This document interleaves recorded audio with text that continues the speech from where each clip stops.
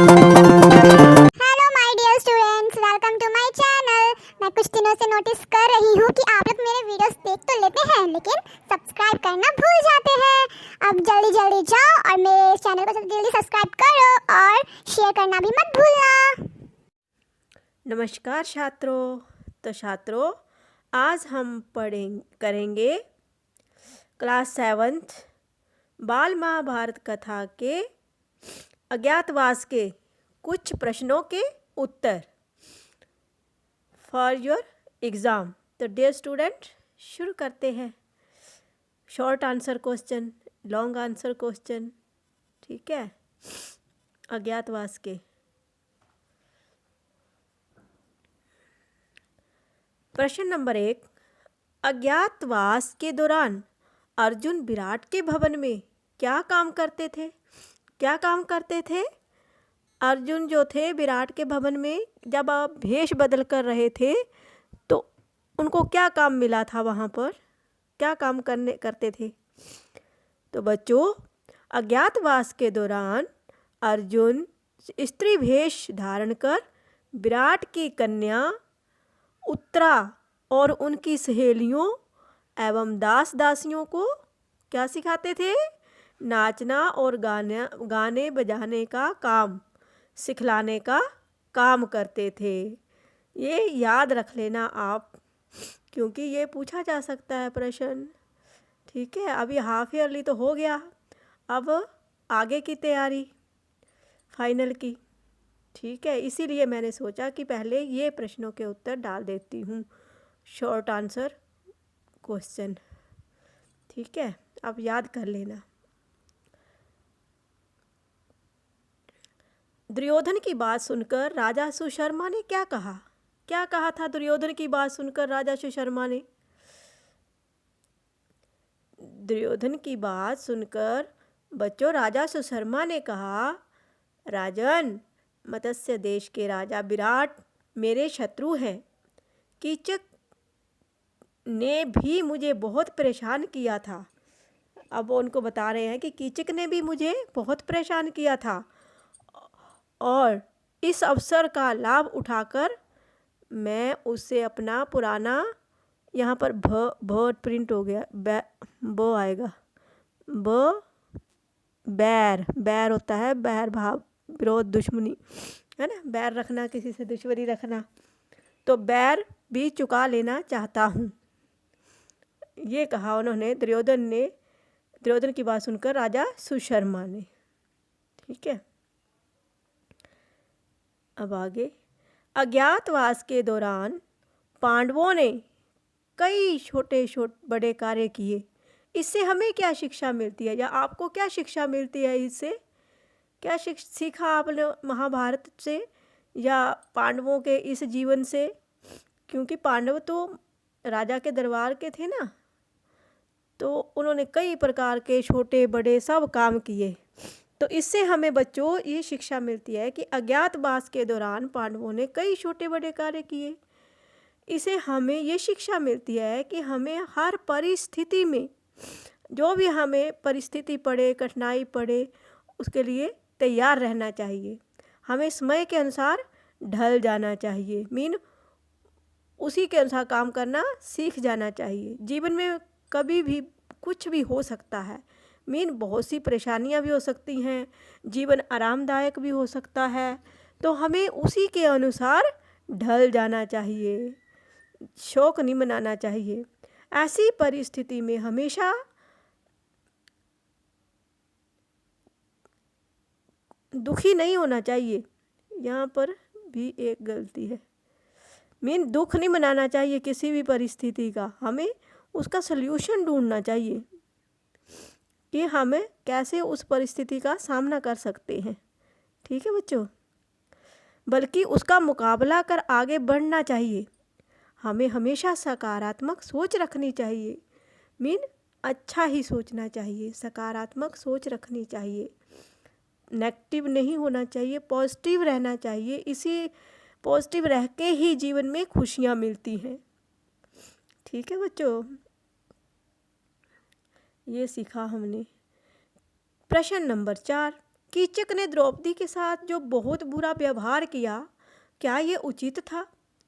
अपने विचार लिखिए। आप अपने विचार दे सकते हैं, मैंने भी थोड़े से दिए हैं।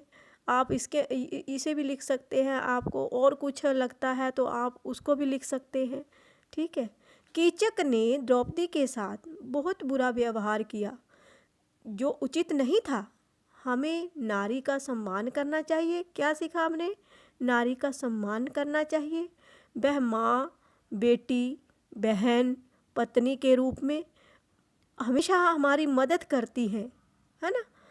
ये रूप है ना नारी के, कभी माँ बनकर, कभी बेटी बनकर, बहन बनकर, पत्नी बनकर, वो हमेशा हमारी मदद करती है, मीन दूसरों की सेवा करती है। वह पुरुषों की सफलता का कारण भी बनती है। हमारा भी ये कर्तव्य है कि हम भी उसे मान सम्मान दें और उनकी रक्षा करें। ठीक है।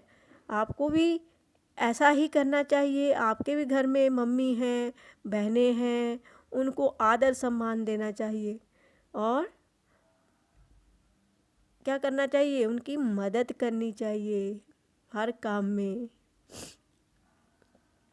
विराट के दरबार में युधिष्ठिर को कौन सा काम सौंपा गया था? अब विराट के दरबार में पांडव जो थे काफ़ी समय रहे थे, 1 साल, तो वहाँ पर वह अपना भेष बदल कर रहे थे, है ना। तो भीम को, किसको? विराट के दरबार में युधिष्ठिर को कौन सा काम सौंपा गया था? तो बच्चों, कंक के नाम से विराट के दरबारी बन गए। युधिष्ठिर जो थे वह कंक के नाम से विराट के दरबारी बन गए और राजा के साथ चौपर खेलकर दिन बिताने लगे। क्या खेलते थे? चौपर खेलते थे राजा के साथ और अपना समय बिता रहे थे। ठीक है। भीम को क्या काम मिला था? अब भीम भी भेष बदल कर रहे थे, तो उनको क्या काम मिला था? भीम को रसोइयों का मुखिया बनाया गया। वे बल्लभ के रूप में काम करने लगे, मीन उनका नाम बल्लभ था वहाँ पर। ठीक है। तो और रसोइये के रूप में कार्य कर रहे थे वो विराट के यहाँ रहकर। राजा विराट के यहाँ पांडवों के नाम क्या थे? अब राजा, जैसे भीम का बता दिया, युधिष्ठिर का बता दिया, वैसे ही अर्जुन, नकुल, सहदेव, द्रौपदी भी थे, उनके भी कुछ नाम थे। तो मैंने इन सभी 5 पांडवों के द्रौपदी के नाम को डाल दिया है कि उनको किस किस नाम से वहाँ पर वह काम कर रहे थे राजा के, विराट के दरबार में। तो अर्जुन जो थे किस रूप में थे? स्त्री के भेष में। बृहनला उनका नाम था और स्त्री के भेष में वह काम कर रहे थे। क्या काम कर रहे थे वो तो आपको बता ही दिया पहले प्रश्न के उत्तर में।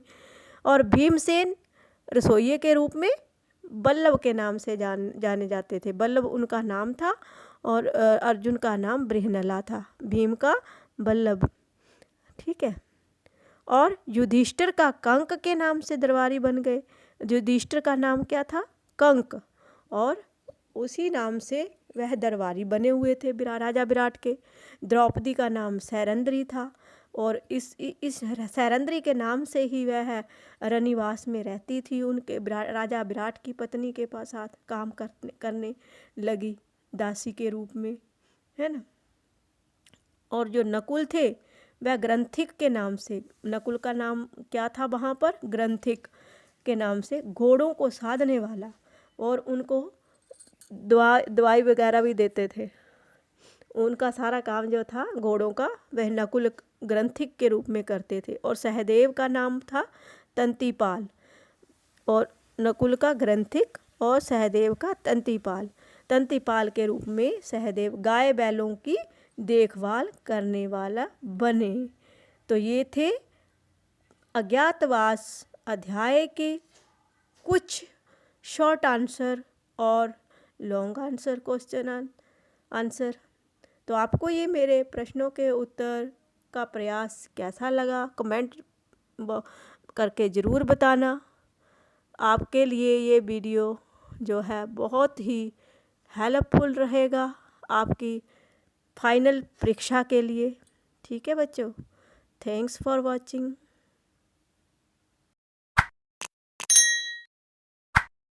प्यारे बच्चों, जिन्होंने मेरे चैनल को अभी तक सब्सक्राइब नहीं किया है, मेरे चैनल को सब्सक्राइब कर दें ताकि आपको मेरे आने वाली वीडियो का नया नोटिफिकेशन मिल सके। लाइक और शेयर भी जरूर कर देना।